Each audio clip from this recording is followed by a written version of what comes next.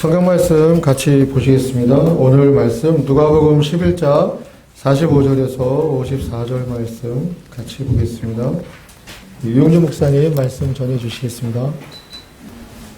지난주하고 동일한 본문을 읽은 것은 지난주에 말씀드렸듯이 오늘 나오는 이 화이신저라고 책망받은 율법 교사가 1차적으로는 이 사람들이 말씀을 연구하고 해석하고 가르치는 사람들이었기 때문에 오늘날 목회자나 신학자, 교회 지도자들에 해당되기 때문에 지난주에는 그 1차적인 교회 지도자, 목회자 이런 사람들 대상으로 해서 이제 말씀드렸습니다.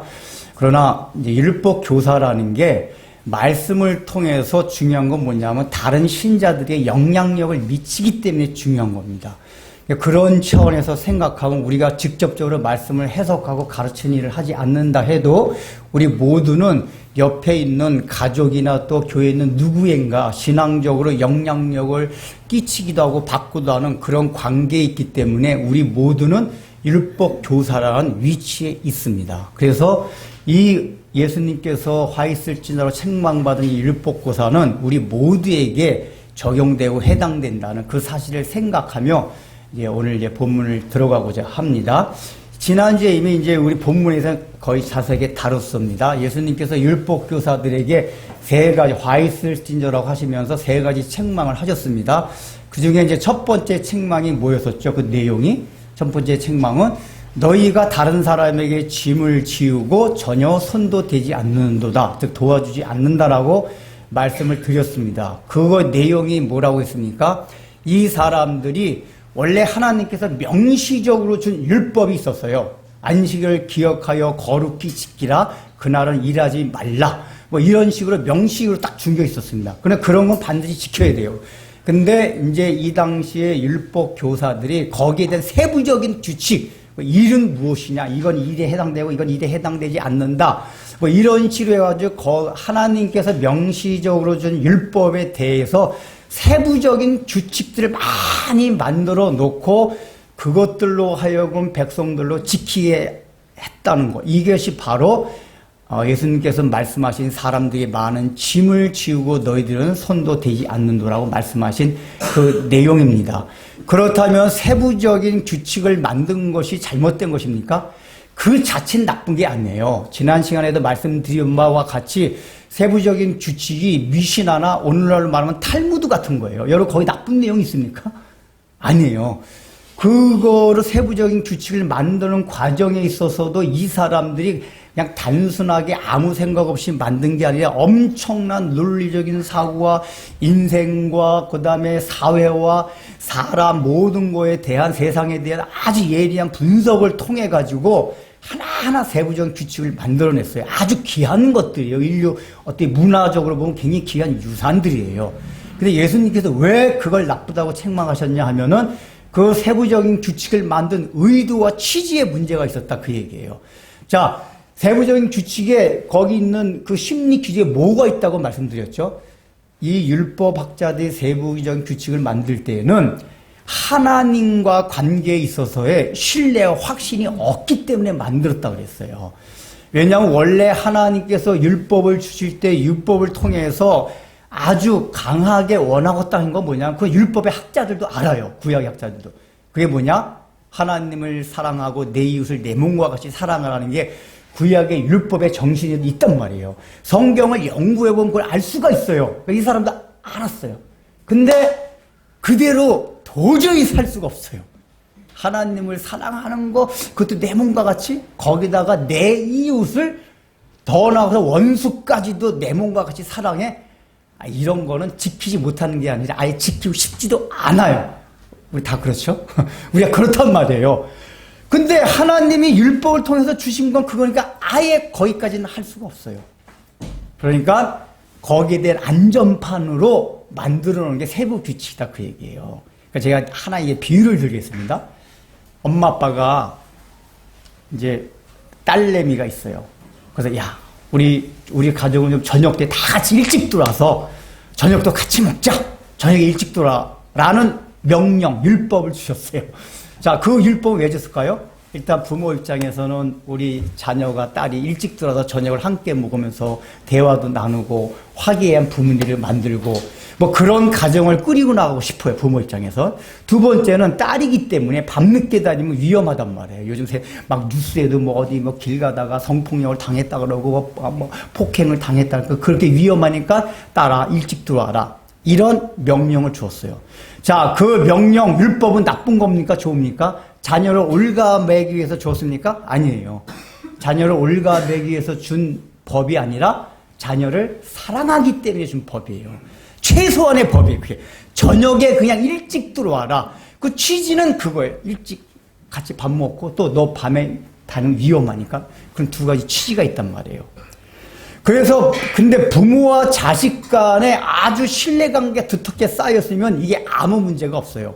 그럼 자녀 입장에서도 우리 엄마 아빠가 그런 뜻에서 그런구나. 내가 일찍 들어가서 엄마 아빠랑 같이 저녁 먹으면서 오늘 있었던 얘기도 하고 막 이렇게 즐겁게 해야겠다. 이런 거로 하는데 딱 딸이 입장에서 생각할 때는 저녁을 같이 먹어? 이거는 상상도 못할 일이에요. 근데 미쳤어. 들어가서 저녁 같이 먹게. 친구들하고 먹어야지. 근데 아예 저녁 때 들어가는 거 아예 생각도 안 해요. 근데 이 딸의 입장에서는 안전판이 필요해요. 왜 아직까지 부모의 도움이 필요해요. 용돈도 달라 그러고 뭐 달라 그러면은 용돈 달라 그럴 때 엄마 아빠 말을 너무 안 들으면 안 되거든요. 그러니까 저녁 때 일찍 들어가긴 들어가야 되는데 원래 저녁 때 들어오라는 이 뭐 저녁 식사 이거는 아예 자기 전혀 하고 싶지 않아요. 그래서 안전판을 만드는 거예요. 탁 깨를 굴리니까 그러면은 엄마 아빠한테 9시 엄마 나 10시까지 기각할게. 안전판을 만드는 거예요. 그러면은 뭐죠? 10시라는 것만 지키면은 용돈을 받아낼 수가 있어요. 나 10시까지 들어왔잖아.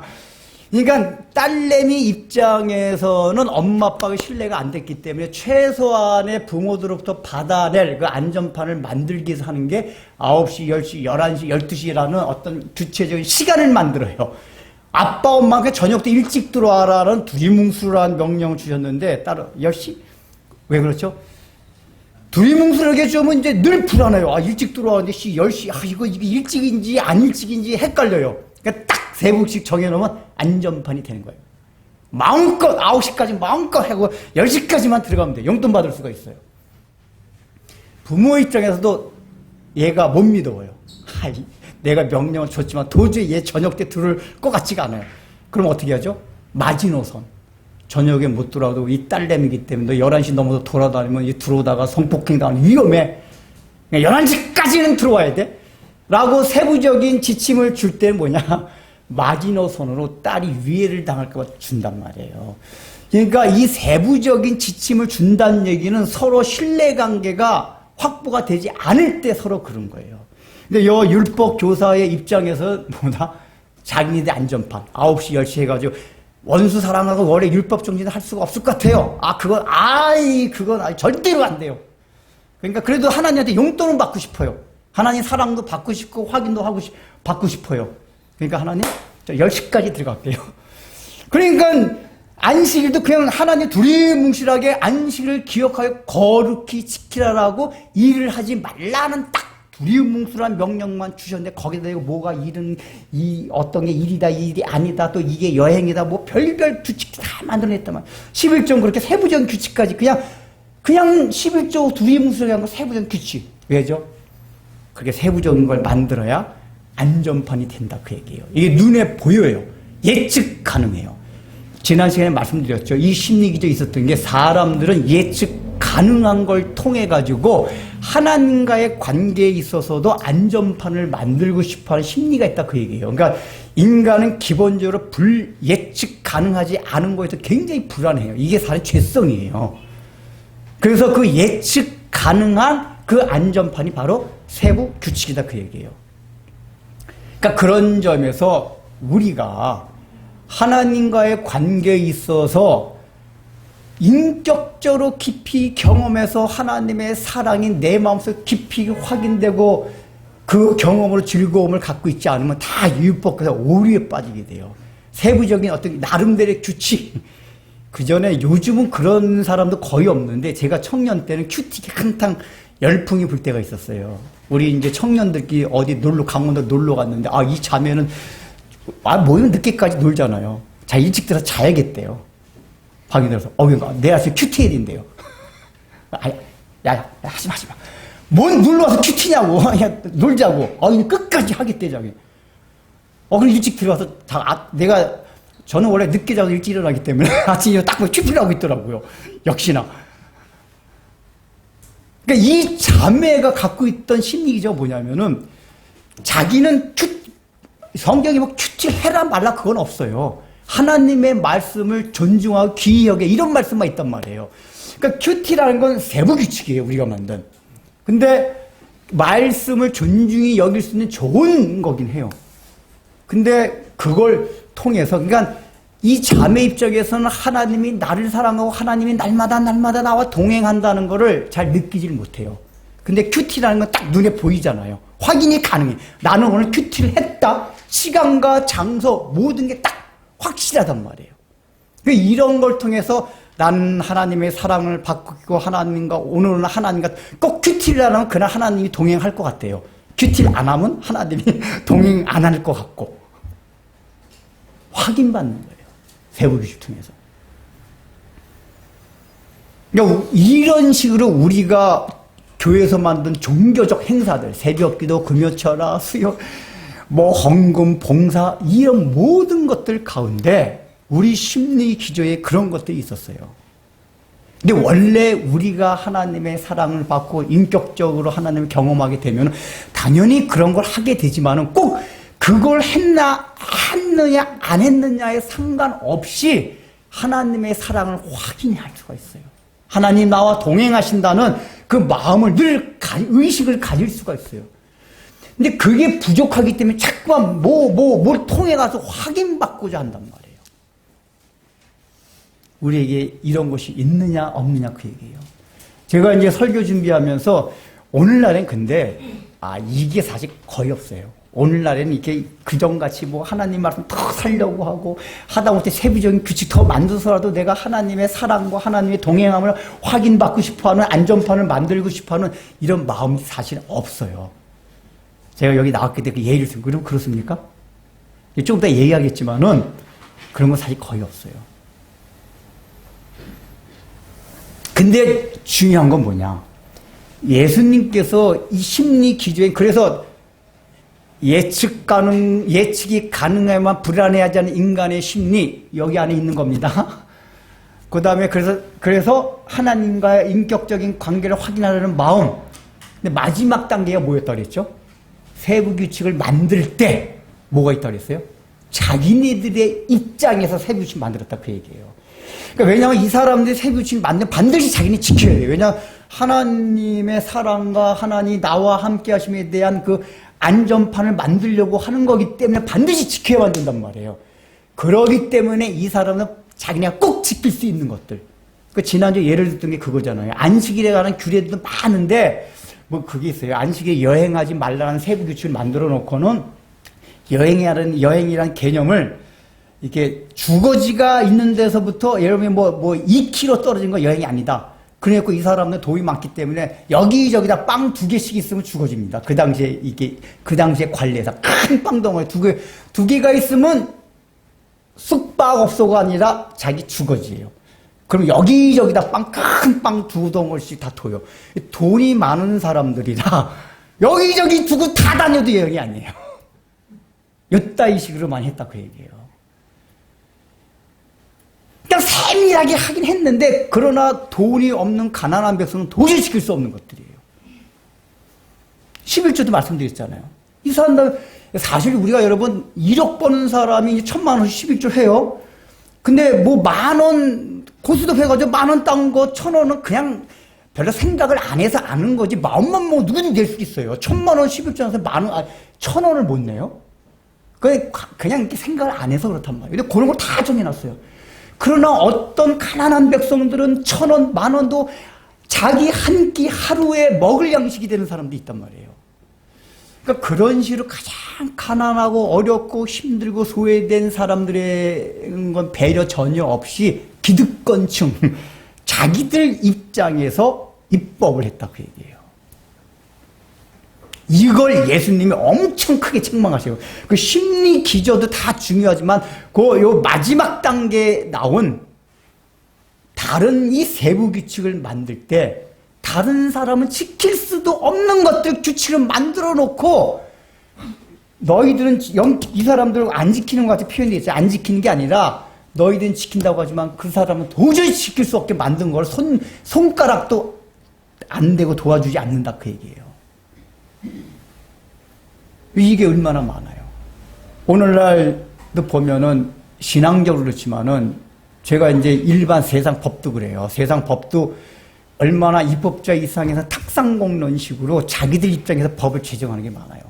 그래서 제가 성도들이 어떤 걸 이렇게 막 이렇게 상담할 때 원래 성경의 원칙은 국가의 법을 지키는 게 원리예요. 근데 제가 어떤 상담할 때는 야, 그 법 지키지 마. 대강 넘어가. 그렇게 제가 상황에 따라 달라요.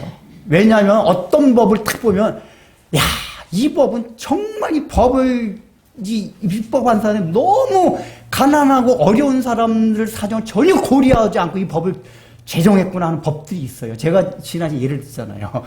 저 택시 도급 같은 거, 도급이라는 게 원래 이게 월급제로 하고 다 불법을 만들었어요. 도급이라는 건 뭐냐면 하루에 4만 원만 내고 택시 회사 주고 자기가 다 갖는 거예요. 저 신대원 할 때 불법을 했습니다. 그러니까 회사에도 그거 하고 싶은데 법을 정해놨어. 그 법을 왜 정했다고 그랬죠? 택시 기사들의 저녁 있는 삶을 위하여 8시간씩만 일해라.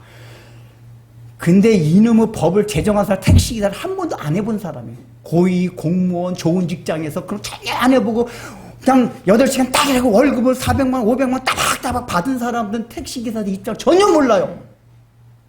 이 사람들은 8시간 일해서는 150만 원도 벌기 힘들어요. 15시간, 20시간을 일해야 된단 말이에요. 그래서 그 능력이 되는 사람은 나는 15시간 일해가지고 300만 원 벌어야지 저녁 있는 사람이 될 수 있다. 그래서 도급이라는 건 3만 원. 왜냐하면 도급을 국가 법으로 금지시킨 게 도급하면 기사들이 너무 피곤하다. 도급은 누구나 하는 게 아니에요. 자기가 잠 안 자고 많이 할 수 있는 사람만 하는 거란 말이에요. 얼마 전에 쿠팡독이 있었잖아요. 새벽 배송에 누가 한 명이 죽으니까 민주노총 시작해 새벽 배송 법으로 금지시켜야 된다는데 제가 엘리베이터에서 한번 이제 새벽에 새벽 배송 하시면 만났는데 민주노총이 엄청 욕하더라고요. 아니 새벽 배송 왜 없애냐고. 자기네들은 일단 새벽 배송하는 거 엘리베이터 낮에 엘리베이터를 하면 층층이 누르잖아요. 엄청 눈치 보이는데 그거 막 스트레스 받고. 근데 새벽에 하면 아무도 안 타니까 너무 좋대요. 그리고 자기는 원래 밤에 잠이 없어가지고 또 야간 수당도 있대요. 그 월급도 더 많고 누가 또 새벽에 강제로 시킨 것도 자기가 다 자원해서 하는 거거든요. 그 사람은 자기가 그냥 과하게 욕심을 부려서 그런 것 뿐이지 자기가 잘 알아가지고 새벽에 하는데 그걸 법으로 제도대로 새벽 배송 안 된다 정의면 자기는 뭐가 되냐 그 얘기예요. 그게 얼마나 민주노총도 그렇고 거기 정부에도 그렇고 탁상공론을 하고 있는 거란 말이야. 이렇다면은 그래 그따위 보면 지키지 말아요. 알아서 싹 빠져나가라.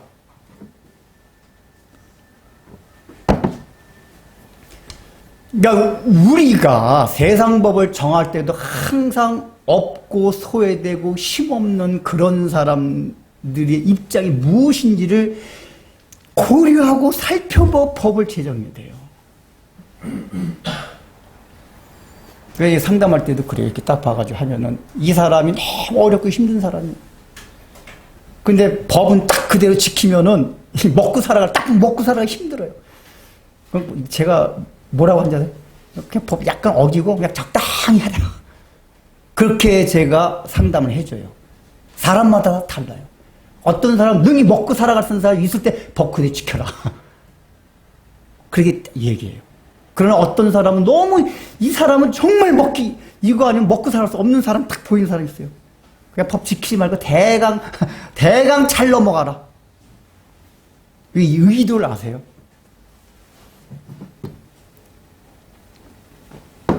근데 이게 우리 목사님들 가운데도 세상 취업 한 번도 안 해보시고 오로지 공부만 하시고 사회생활 하셨어도 고급 직업만 하신 분이 있어요. 제가 이제 그 목사님 얘기하고 그런 분들 진짜 사회 물정 모르더라고요. 고급직만 해가지고 월급도 막 9시에 출근해서 5시 퇴근하고 편하게 뭐 월급도 400만 원 탁 받고 그런 사람은 이 하루하루 치열하게 전쟁같이 하면서 먹고 살아가는 사정 잘 몰라요. 그러니까 그런 분들 거기다가 올고든 분이 있거든요. 법을 다 지켜라! 예수님께서 법을 지켜야지. 그렇게만 얘기해요, 무조건. 원리는 맞아요. 근데 거기에는 본인이 그런 삶을 살아보지 않았기 때문에 그 바닥에 처한 사람들의 상황을 전혀 알지 못한, 고려하지 못한 그런 것도 있을 수가 있어요. 제가 그걸 많이 느껴요. 저는 그나마 그런 일을 많이 했기 때문에 그런 걸 잘하는 거예요, 제가. 노가다도, 뭐 또 그런 의미에서 제가 노가다도 해보고 고물장사도 해보고 다 이 세상에서 가장 천하다고 한 직업을 일부러 골라봐서 해봤는데 그런 생활 해보니까 야, 이런 사람들이 뭐가 필요하다. 그래, 제가 사실. 아마 대통령도 정말 어려운 사람들, 오늘도, 요즘도 봐봐요. 이게 코스피만 5,000피 올라간다 잘 사는 게 아니에요. 원래 일반 백성들이 잘 살아가면 건설업이 화랑이 돼야 돼요. 예. 직장에서 딱 있는 사람은, 그러니까 이런 얘기 한두 끝도 없는데, 하여간, 우리가 그 모든 면에 있어서, 그 사람을 상대할 때, 상담하거나 얘기할 때, 에이! 너 그 법을 지켜! 이런 식으로 하면 안 된다, 그 얘기예요. 그 사람의 입장이 정말 너무 힘들고 이런 법을 도저히 지킬 수 없는 그런 상황에 처해 있는 사람들한테 우리가 어떤 태도를 가지고 대할 것인가를 곰곰이 생각해야 된다, 그 얘기예요. 너 그렇게 하면 안 되지. 이게 아니라 그 얘기예요. 우리가 그게 그런 면만 있습니까? 제가 눈이 강조하는 것도 있잖아요. 이게 가정 안에서도 교회 안에서도 있지만 가정 안에서 그렇잖아요. 이거 제가 그런 오류를 되게 많이 범했기 때문에 그 얘기인데, 제가 막내 동생인데, 여러분 막내 동생 저하고 딱 이미지가 다르죠. 저는 엄청 부지런하고 톡톡하고 절제된 생활, 이거, 신앙과 상관없이 성향이 그래요. 저긴 뭐 무절제하고 늦게까지 자고, 뭐, 그냥 막, 옛날 막 그런 식이란 말이에요. 그러니까 옛날에 그거 보면 이 새끼 정말 안 일어나!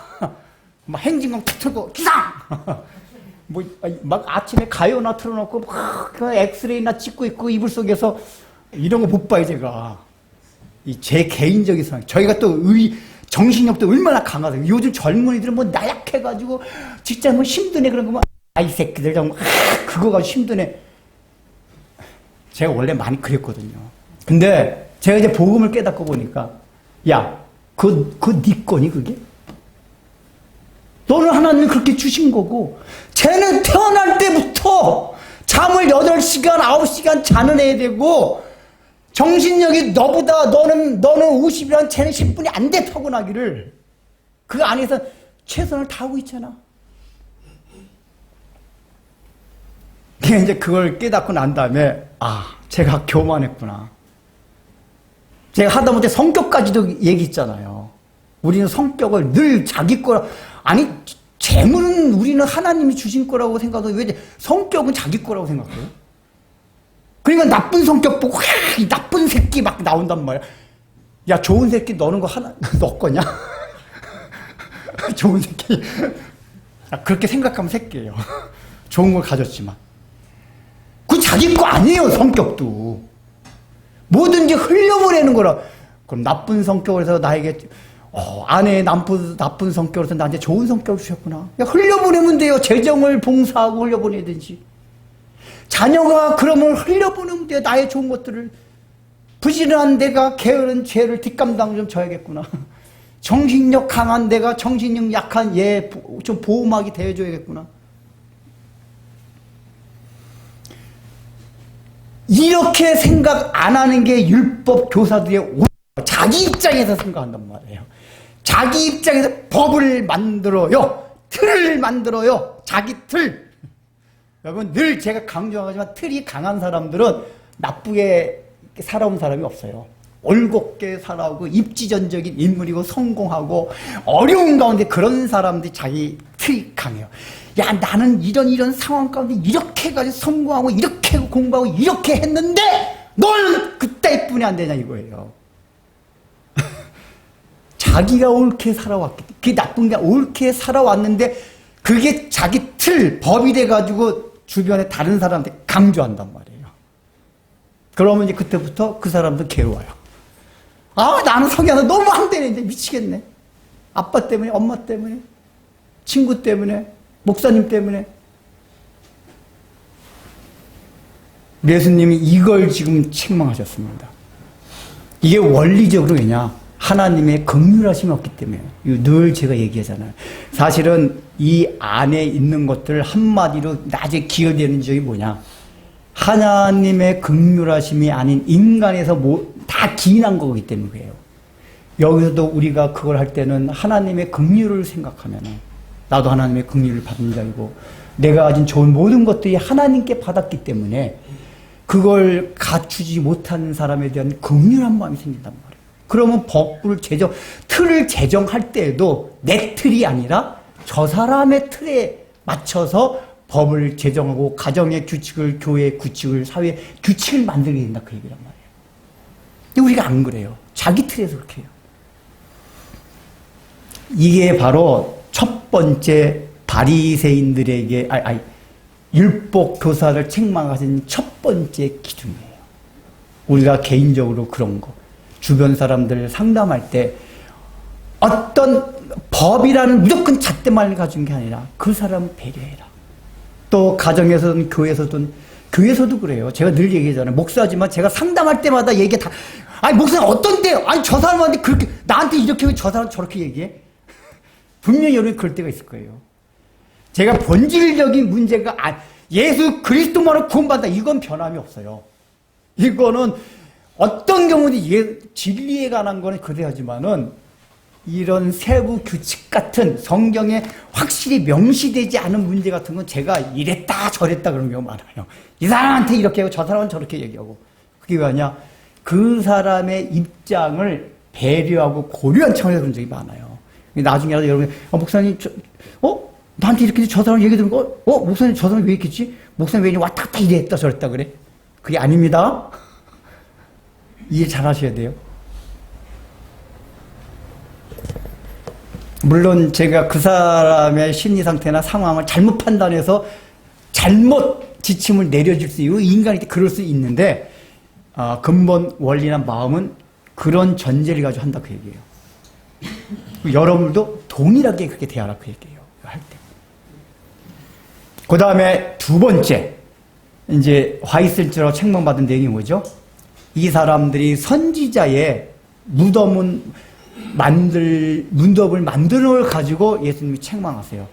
무덤 만드는 것 자체는 좋은 일이라고 했습니까? 나쁜 일이라고 했습니까? 좋은 일이에요. 칭찬받을 만한 일이에요. 뭐죠? 선지자들 기념하는 거예요. 기념비를 세우고 이사야 선지자가 이런 일을 했다. 이사야가 이런 말씀을 하셨다. 기념하고 하는 거예요. 우리가 오늘날에 손양원 목사님 같은 사람 이렇게 추모원이나 말이 생각이 안 나네. 이런 거 지어놓고 손양원 목사님을 기리고 하듯이 무덤을 그 당시에 만든다는 이 얘기가 기념한다 그 얘기예요. 기념. 이게 나쁜 일이 아니잖아요. 예수님께 왜 책망하셨다고 그랬죠? 이 무덤이 이중적 의미가 갖고 있기 때문에 그래요. 지금 이 율법 교사들은 선지자를 추앙하고 기념한다고 하면서 무덤과 기념비를 만들면서 실제적으로는 선지자들이 가르쳤던 그 말씀 때문에 선지자들이 사실은 백성들에게 죽었어요. 그 죽임당한 원인이 되는 그 선지자들의 말씀을 무덤 속에 가두고 있다 그 얘기예요. 그러니까 화려한 무덤을 만들면서 사실은 선지자들의 본질인 말씀을 무덤 속에 가두는 거예요. 그러니까 무덤이 이중적 의미가 있는 거예요. 왜 그렇죠? 이게 아까 첫 번째 말한 그 의미와 연결된 게 있어요. 아까 안전판을 만든다고 했잖아요. 그러니까 지금 이 율법 교사들의 입장에서는 선지자들이 왜 죽었죠? 구약에 제사장직이 있고 선지자직이 있습니다. 그 특징이 뭔지 아세요?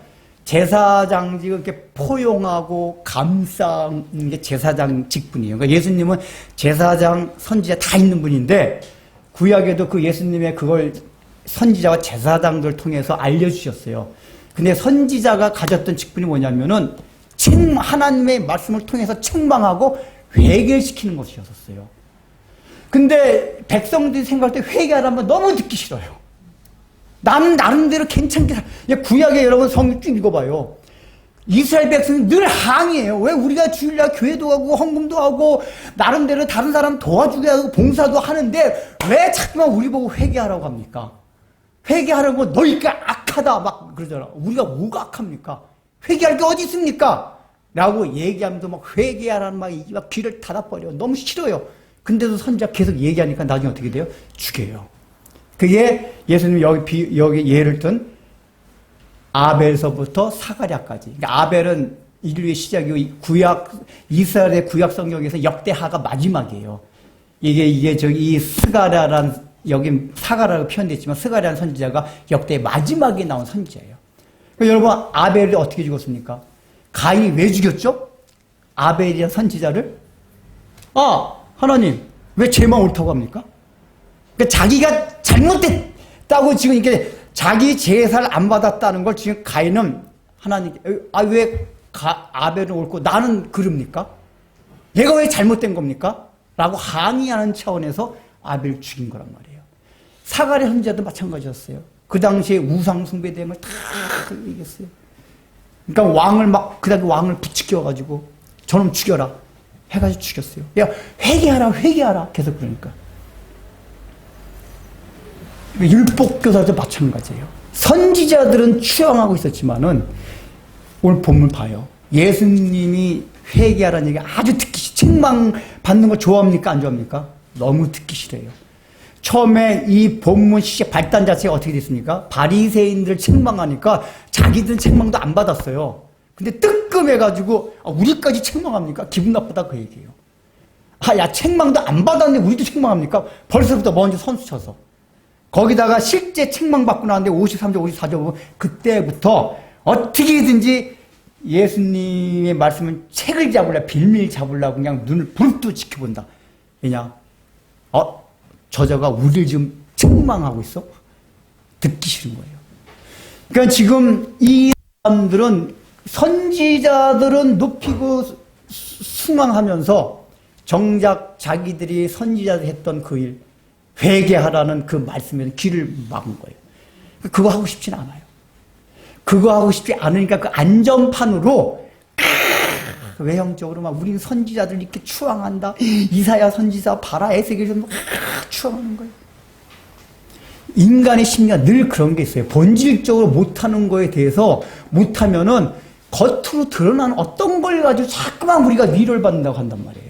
제가 가끔가다 듣는 예화이죠. 공부 못하는 애 꼭 어떻게 되죠? 공부 못하는 애 시험 잘 보려면 어떻게 되죠?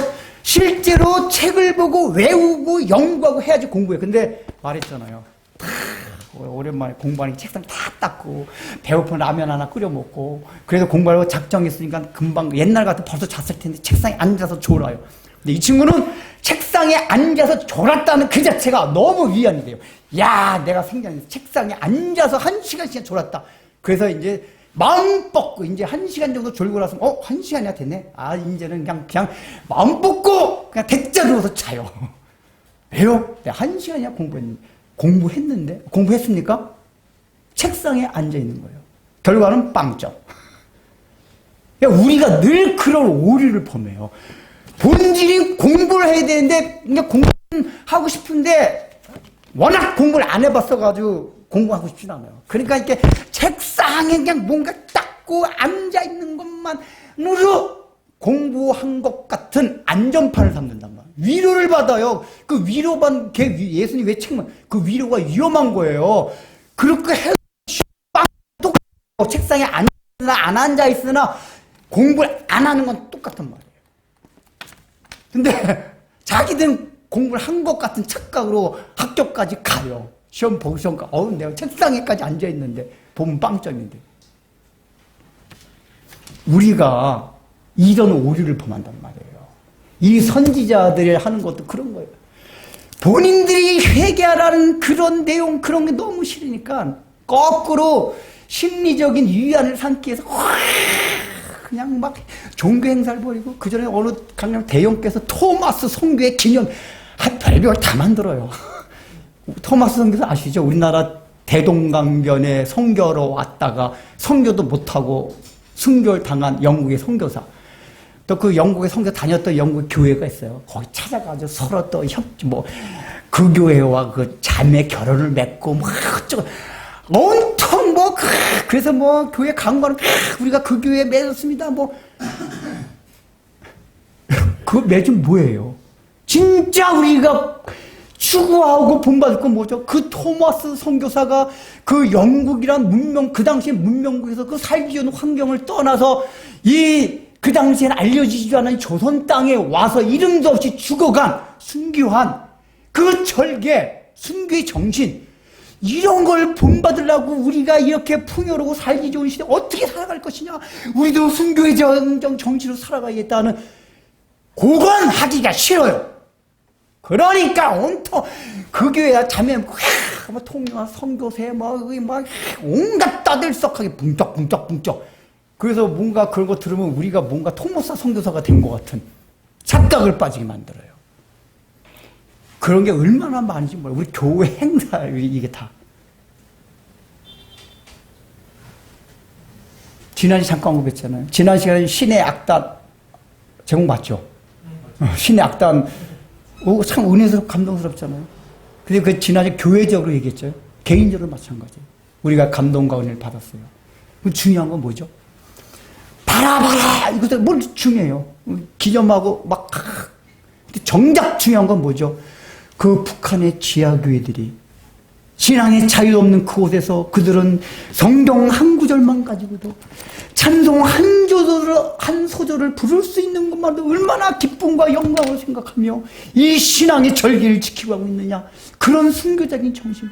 그런데 오늘날 우리 남한 사는 자유민주 체제 아래서 신앙의 자유를 만끽하며 예배도 마음껏 드릴 수 있는데 우리는 그저 예배를 건성건성으로 뭔가 순교적인 정신으로 하나님을 향하여 이 풍요로운 세대 가운데 내가 어떻게 하면 순교할 것인가는 마음은 전혀 없이 그냥 세상의 풍요로운 문화 속에 휩쓸려 살아간 이 모습을 보며 한탄하고 회개하고 하나님 이 세대를 어쩌고 나의 이 어쩌고 하면서 회개하는 것이 아니라 그냥 야 영화 봐라 무덤 만든단 말이에요.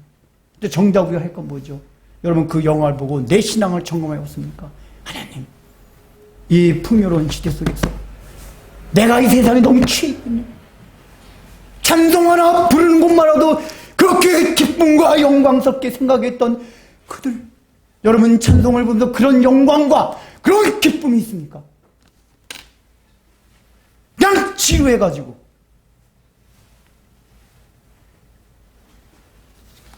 그게 무덤을 만들고 기념을 결국 뭐죠? 본질의 선지자들의 가르침 무덤 속에 다 파묻어버린 거예요. 그걸로 땜빵을 야 그 영화 봐라 땜빵하고 그대로는 살고 싶지 않고 순교자 웃기네. 오늘날 제가 순교자 얘기하면 제가 처음부터 우리 교회 개척할 때 그 얘기했잖아요. 첫 번째 하나됨 공동체 추구하는 거. 두 번째 순교자. 우리 예수 믿는 사람은 예수를 위해 죽는 자다. 그 각오로 살아가야 된다. 근데 제가 이런 얘기를 하려면요 그냥 하품 나오려고 그래요. 오늘날의 시대를 향해서 도대체 순교자 그전에 그런 찬송 많이 불렀거든요. 환난과 핍박 중에도 성도는 신앙 지켰네. 신앙 생각할 때에 기쁨이 충만하도다. 성도의 신앙 따라서 죽도록 충성하겠네.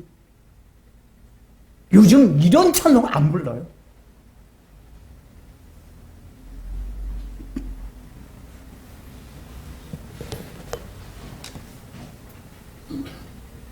손양원 목사님 아무리 기념하면 뭐예요? 주기철 목사님 아무리 기념하면 뭐예요? 주기철 목사님의 또 오직 주님만으로 십자가만 향했던 그 정신, 손양원 목사님이 외쳤던 그 사랑의 원자탄, 자기 아들을 죽인 그 원수까지도 자기 아들로 삼은 그리스도의 사랑, 이런 건 전혀 하고 싶지 않고 그냥 기념비만 세워요. 어휴 우리 손양원 목사님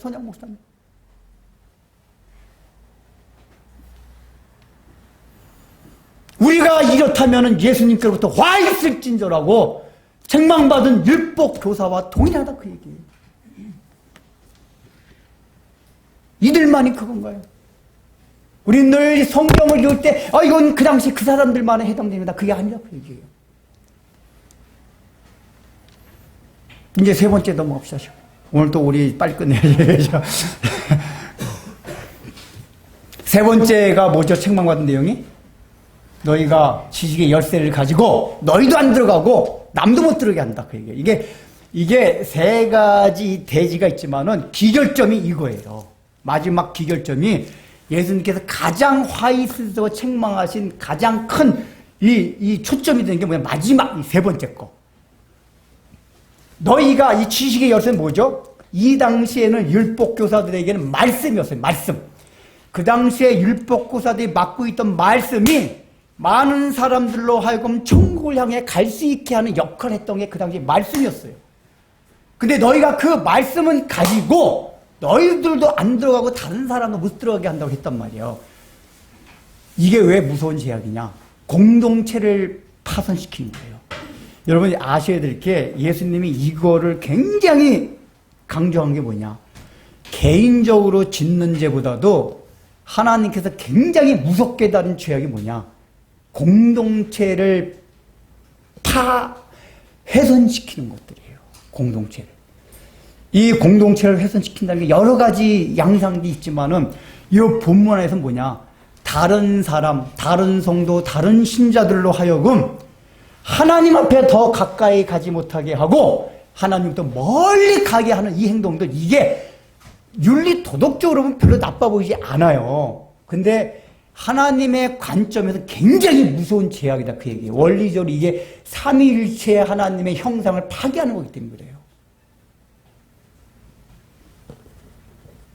근데 여러분들 오늘날에는 그 당시에 율법교사는 이 지식의 열쇠, 천국의 열쇠가 지식, 성경 지식, 말씀이었어요.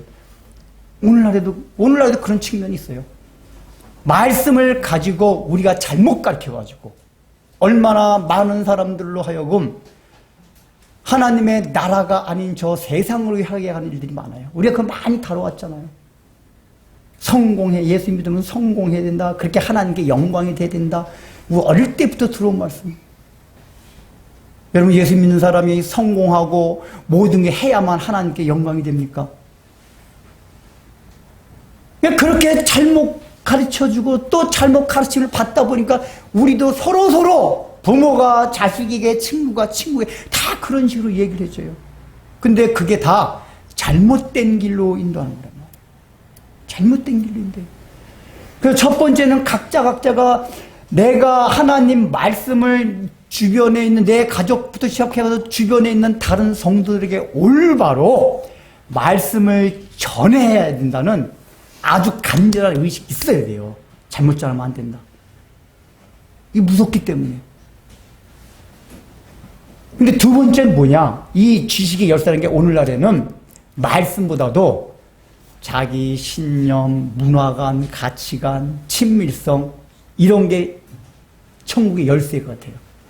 제가 이제 이 말씀 준비하면서 계속 떠오르는 게 뭐냐면, 그 전에 제가 부목사 시절에 있었던 얘기인데, 우리 남해 선생이랑 경희 선생이, 그때 남해 선생은 한창 은혜 받고 막 술 끊으려고 했을 때고, 경희는 원래 술도 안 마시던 애였는데, 그 교회 청년하고 이제 어느 여집사가 있는데, 둘 다 결혼했어요. 청년들 막 결혼한 지 얼마 안 됐고, 서준이 알아가 웃고 있네. 근데 저도 이제 나중에 들은 거예요. 이제 이 두 사람이 나에 바람으로 도망갔는데 일이 터지고 난 다음에 이제 경이랑 남이가 와서 나한테 고백하고, 목사님 사실 어떤 일이 있었냐면요. 그 형제랑 자매가 뻑하면 노래방에 불러가지고 매 술을 먹인대요. 그 경이야 그때 이제 바로 둘이 사귀기만 하고 결혼하기 직전이었는데, 하여간 막 가정사에서 뭐 압박이 많아서 고민이 많았었어요. 그러니까 그 형제가 맨날 그러더니, 야, 경이야, 술 마시고 다 잊어버리는 게 제일 장땡이야. 그 신앙적으로 못 잊어버려. 술 마시기 제일 좋아. 야, 예수 믿는 술 마셨어. 술 마시고 얼마나 좋은지 알아? 그 예수 믿는 사람 가서 술도 마시고 여기 춤도 추고 그러는 게 얼마나 좋은지 아냐? 한 번씩? 계속 그렇게 하더래요. 근데 워낙에 친했어. 이 남해랑 경희가 이 청년, 그때 부부가 그 사람들이 각각 여자 집사고 여 청년 집사였는데 워낙 친했어요. 주일학교 교사도 같이 하고. 그러다 또 영향력도 많아. 이 찬양인도까지 했거든, 그 청년이. 아주 청년 영향력도 많았고. 그러다 보니까 남해랑 경희가 이거 유목사님 말해야 돼. 이렇게 고민하면서 같이 마시고 춤추게 했대, 멸방서. 그래서 경희가 막 얼마나 괴로워했는지 모른대요. 먹고 토하고 막 영심적으로 막 괴롭고 그냥. 유목사님 이거 말할까 말까.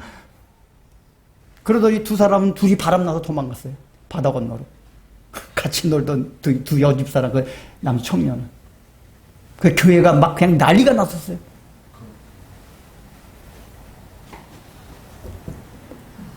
제가 이제 이 청년을 딱 그 남해랑 경희한테 야 술 마셔도 괜찮아. 야 여기 널 봐라 춤추기 이거 얼마나 좋은 건지 알아. 예수 믿는 사람 이거 필요해. 뭐 그러대. 예수 믿는 사람은 꼭 그렇게만 살 필요 있냐.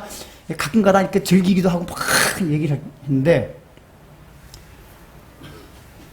여러분 이제 이 자꾸 술 얘기가 나오는 게 뭔가 술을 끊어야 될 일이 있는 거예요. 제가 의도적으로 술 얘기하려는 게 아니거든 지금. 그러니까 말이 연세가 드셔가지고 평생 술과 함께 오신 분 어쩔 수가 없어요. 특히 청년들.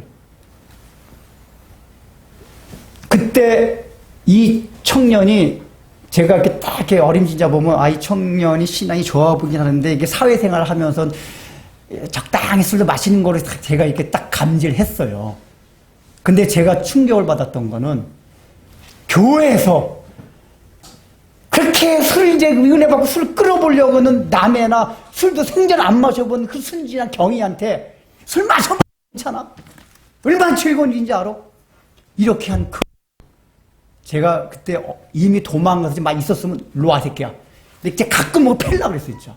그렇게 제가 열받아서 너 이 새끼 이리 와! 뭐 이 새끼 가끔 뭐 막 진짜 팰라 그랬어요 제가. 너 이 새끼 이딴 짓을 해? 아니 제가 맞죠. 혼자서 사회생활하면서 우리가 뭐 상사 눈치 보고 동료 눈치 보고 사회생활 하려다 보니까 술 마시는 것까지는 제가 다 그러려니 해요. 근데 이거는 왜 그러냐? 예수님이 참 공동체를 파괴하는 일이란 말이에요. 다른 성도들로 하여금 하나님의 나라를 더 멀리하게 만들고 영적으로 고통받게 하는 그 일이 아주 악이란 말이에요.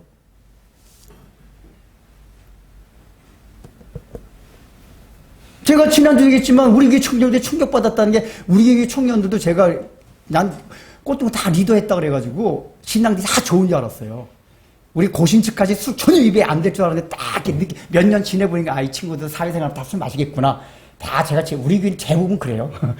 진짜 다 하고 있었어요. 근데 충격받았던 게 뭐냐? 우리끼리 놀러가서 술 마셨다는 것 때문에. 우리끼리. 왜냐? 그리스도인은 같이 놀러가도 그리스도인한 정체성을 가져야 된단 말이에요. 우리는 예수 믿는 제가 막 술 자체가 그래서 어르신한테 강요 안 해요. 술 자체가 본질 나쁜 뭐 죄 아니에요 그게. 왜 그러죠? 우리 한국에서는 상황상 술, 담배, 주일 성수가 그리스도인이라는 정체성을 세상에 선포하는 상징적인 의미가 있단 말이에요. 그래서 내가 청년들한테 잠깐 술을 마시지 말라고 하는 게 단 술 음식이 그거 뭐 좀 마신다고 어떻게 되는 게 아니라 술을 마신다는 얘기 뭐냐면 내가 세상 문화에 적당히 동화에서 살아가겠다라고 얘기하는 거란 말이에요. 술을 거부한다 그 얘기는 나는 저 세상의 가치관과 문화에 휩쓸려서 살아가지 않겠다. 나는 예수 믿는 처럼 다니엘이 뜻을 정한 바와 같이 뜻의 백성답게 살아가겠다. 이 선포란 말이에요. 그래서 마시지 말라는 거예요. 술 자체가 뭐 그걸 이해하셔야 돼요. 근데 우리 청년들이 같이 놀러가서 제가 청년들 얘기했더니 이미 우리 교인들이 대부분 알고 있고 이미 코를 훨씬 전에 있었던 거기 때문에 알기 때문에 얘기하는 거예요. 웃으면서 들었어요. 그 말했지만 제가 웃으면서 들었지만 마음이 찢어지는 것 같았어요.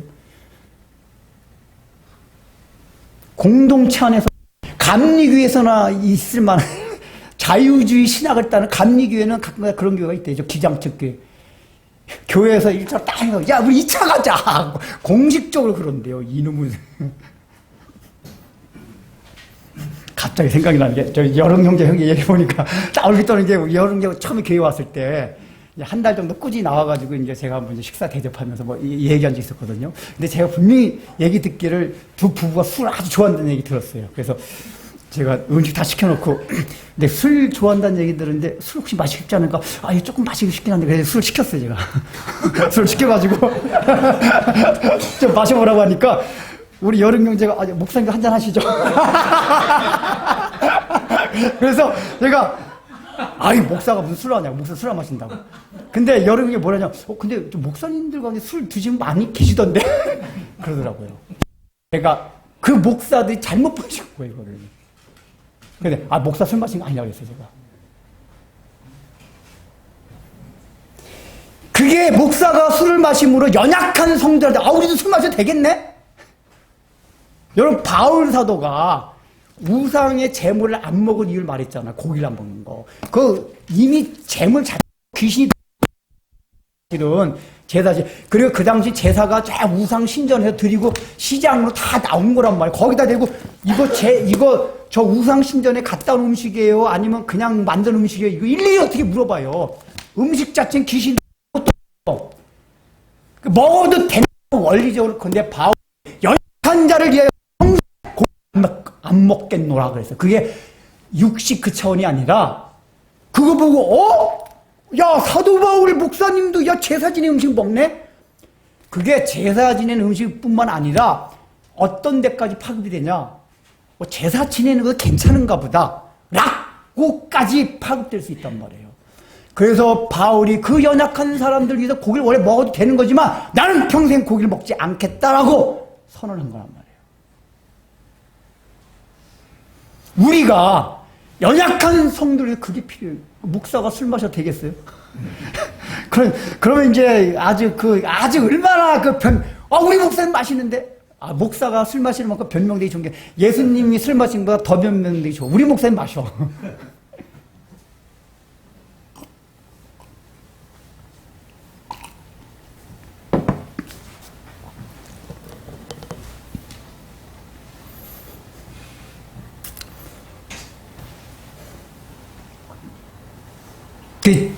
친밀감들.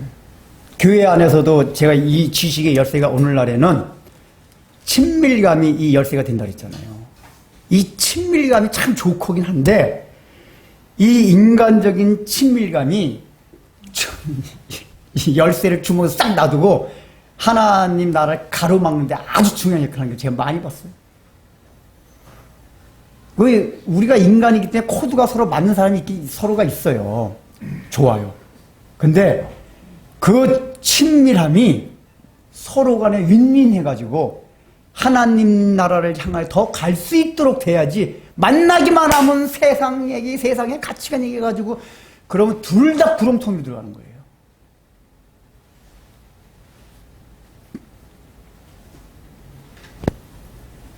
거예요. 저 친한 사람도 있죠? 조심하세요. 서로. 만나면 윈윈이 돼야 돼요. 그 반대가 다운인가? 윈윈 반대가 뭐예요? 다운? 응? 루즈? 다운? 윈윈이 안 되면 그냥 다운 되는 거예요. 항상 둘이 몸이 시너지 효과가 나요. 그 시너지 효과가 위를 향하느냐, 아래를 향하느냐.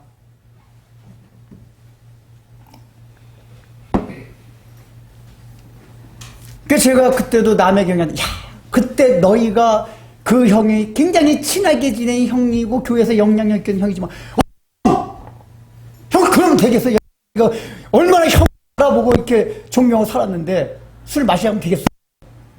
오히려 이렇게 탁 해서 역으로 남의 경향 너희가 그 형과 그 누나를 이 반대 방향 이끌었으면 얼마나 좋았을까? 그러니까 우리가 영향을 미친다는 건 그런 점에서 그렇게 얘기를 할 때 그걸 단호히 거부하고 거꾸로 우리가 믿음대로 살아가자. 하나님께 더 가까이 가자. 라고 얘기할 수가 있어야 된단 말이에요. 서로.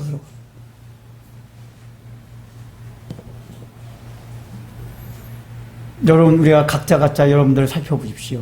나는 과연 가족부터 시작해서 주변의 사람들에게 선한 영향력을 미치고 있는가?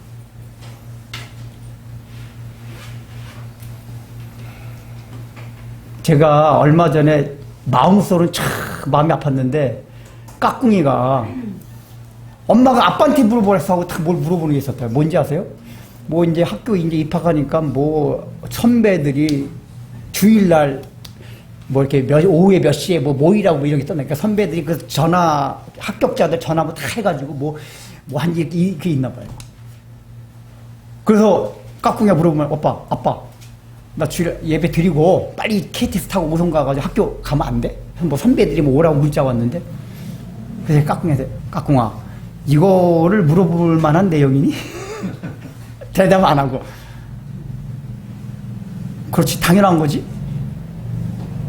근데 제가 마음에 본 건, 그 엄마 손에서, 야, 이런 거, 뭐 아빠한테 물어봐, 이거, 그런 거를.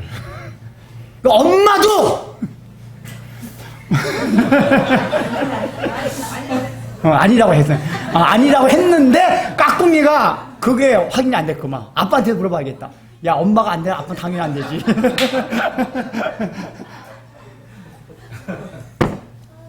제가 이제 마음에 충격받은 건 뭐였냐. 아니, 목사시만 하니, 우리가. 내가, 나랑 까꿍이 형만 얼마나 못 보였으면, 그런 발상 자체를 할까? 주일날 어디 갈 생각을 할까? 저는 이렇게 일일이 얘기하지는 않아요. 뭐 해라, 안 하는데. 그냥 삶으로 영향력이 나타나요. 야, 엄마, 아빠를 보면 주일날 절대 어디 가면 안 될 것 같다는 느낌을 받았어야 되는데, 내가 이제 얻은 결론이 뭐냐. 까꿍이한테 그 영향력을 못 미쳤구나, 내가. 그래서 지금 마음이 아팠어요. 그런 걸, 너무 당연한 걸 물어보고, 까꿍이 안 된 것 같으면서, 아빠가 허락만 하면 제 그게 갈라 그랬겠죠, 여러분이.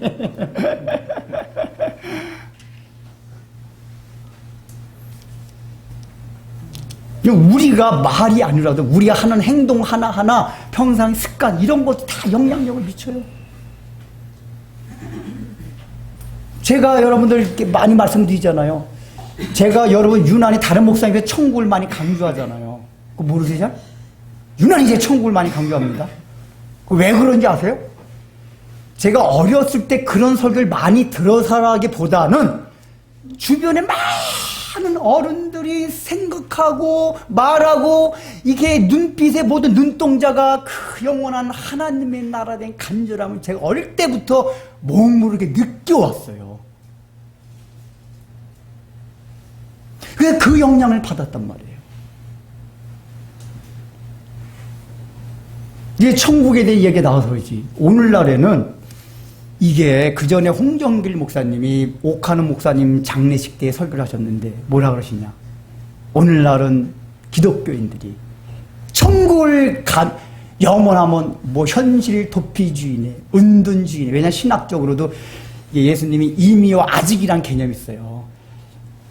아직 도래하지 않은 하나님의 나라, 우리가 간절히 바라는 하나님의 나라고, 이미 도래한 하나님의 나라, 예수님이 이 땅에 오심으로써 이 땅에 이루어진 하나님 나라, 신학적 그런 원리가 있어요. 그런 원리를 차용해가지고 너무 한국교인들이 앞으로 도래할 하나님의 나라만 바라보고 현실 도피적이 되었다. 이미 이루어진 하나님의 나라 관심을 가지고 막 하자. 그게 신학적으로 맞는 얘기인데 홍정길 목사님 거기에 대해 질타하신 거예요. 말은 그렇게 하는데 그렇게 말하는 사람일수록 이미 이 땅에 이루어진 하나님의 나라를 이루려고 관심을 갖고 하는 사람이면 반드시 아직 이루어지지 않은 그 하나님의 나라 간절한 염원이 있게 돼 있다. 근데 오늘 한국은 그게 없다. 오히려 핑계거리로 올 하나님의 나라에 대한 거 별로 이 땅이 너무 살기 좋으니까 그거를 생각하지 않고 이 땅에 이루어진 하나님의 나라를 강조하는 식으로 땜빵한다. 아주 즉시해서 말씀하셨어요. 근데 실제적으로 그래요. 오늘날의 목사님 설교도 그렇고 보면 천국에 대한 설교 거의 없어요. 장례식 때만 늘 얘기지만 원래 천국 설교는 장례식 때만 하는 게 아니에요. 초대교회 때 매주가 천국 설교였어요. 재림 천국. 우리가 우리가 얼마나 죄인과 천국에 대한 소망을 갖고 있냐 그 얘기예요. 신앙이라는 것도 결국은 이 땅에서 우리가 어떻게 잘 먹고 잘 살아가냐 여기에 관심 있는 거 아니에요. 하나님의 나라는 예수님이 제일 하셔야지만 완성이 되게 있어요. 재림하시지 않으면 다 꽝이에요.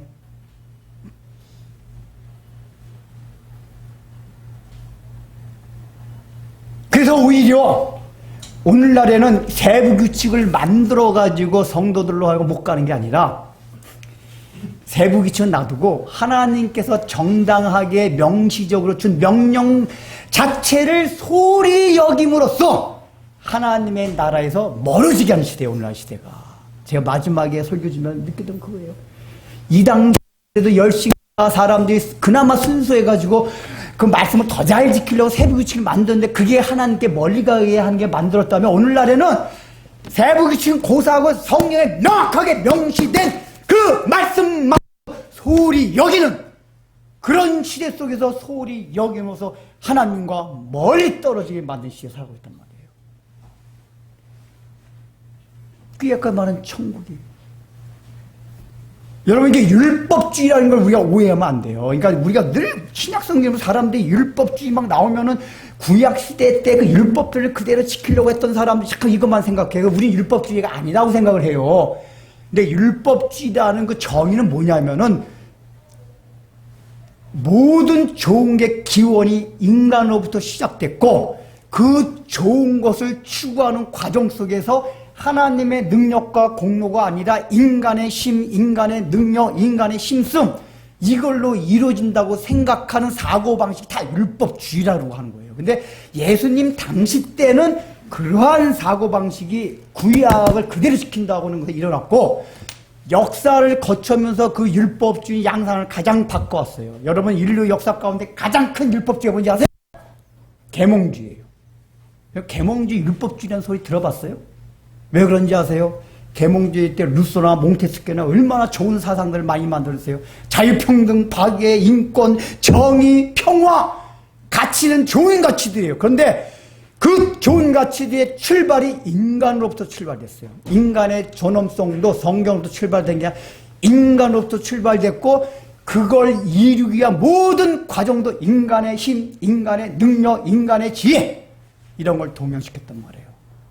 가장 큰 악한 율법주의가 계몽주의예요.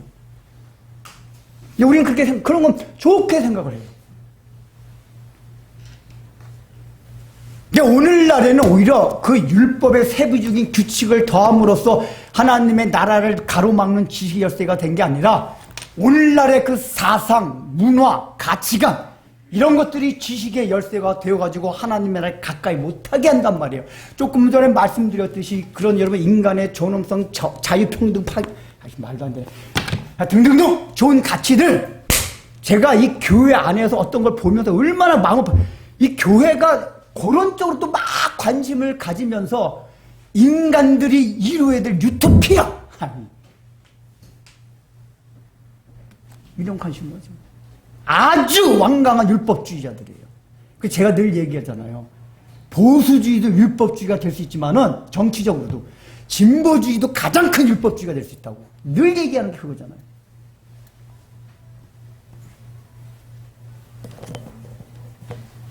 근데 우리는 20분 뭐 식사해야 돼요.